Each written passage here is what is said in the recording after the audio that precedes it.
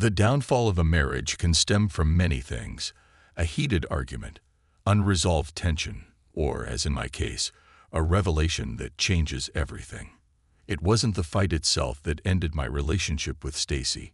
No, it was what I uncovered in the middle of one of our usual, all too familiar squabbles. It all began on a seemingly ordinary Saturday morning. Stacy and I, once again, found ourselves caught in yet another shouting match. Funny enough, I can't even remember what triggered it. Probably something trivial: dirty dishes, laundry left unfolded, or some other petty household disagreement. That was just how we were. Throughout our time together, we both had this insatiable need to prove we were right, to impose our opinions on each other, as if every little thing was a battle that needed to be won. Our fights could get so intense that we'd go days without speaking.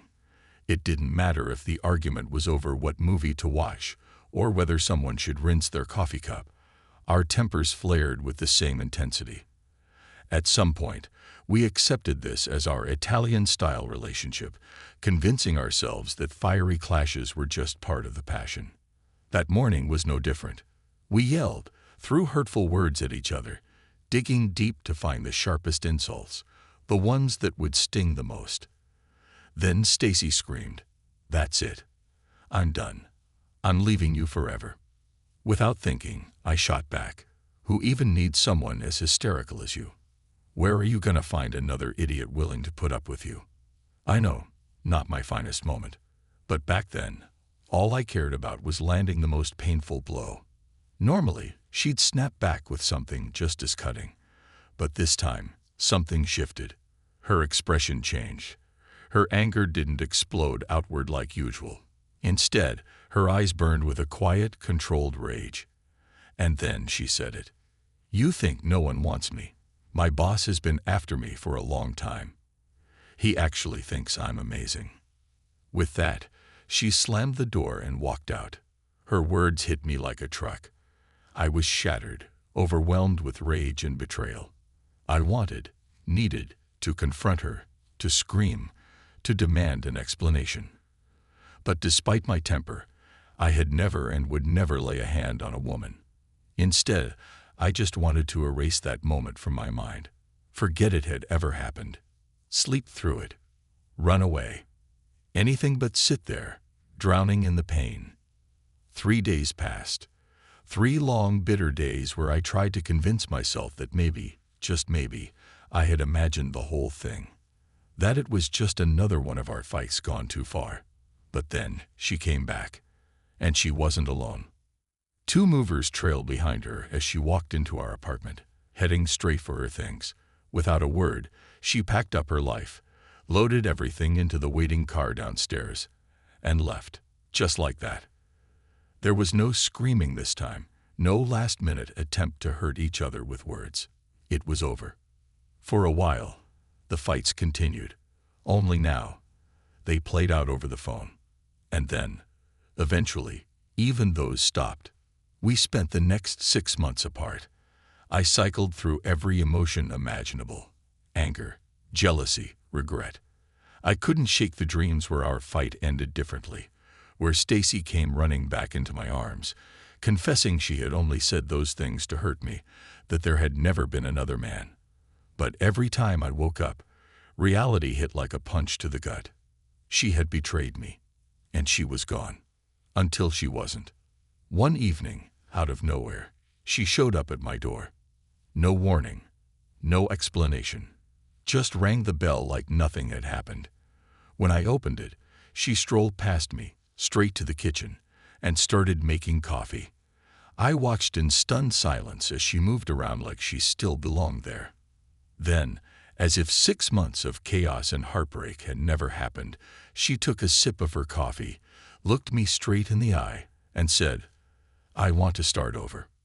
"Hold on a second," I cut in, unable to hide how much her words unsettled me. "You do realize there's one thing I can never forgive, right? Infidelity.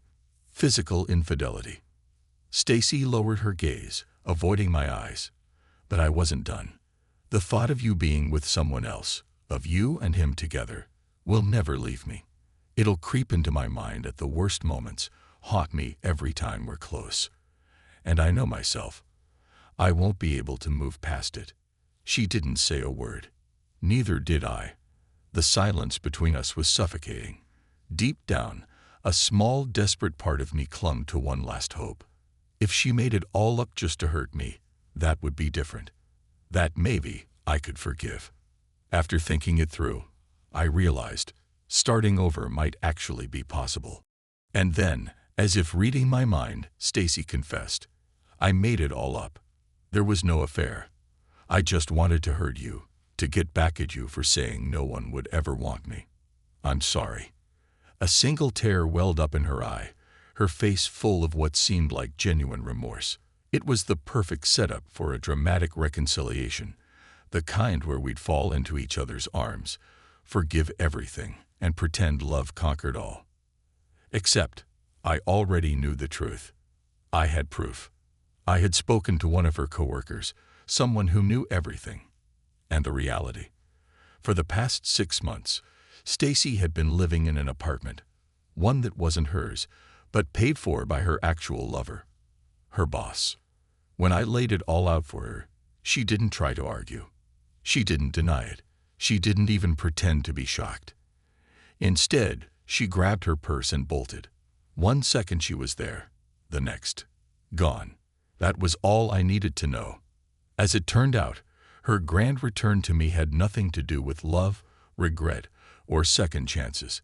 It was desperation, plain and simple. Her relationship with her boss, the one she had risked everything for, had blown up in her face.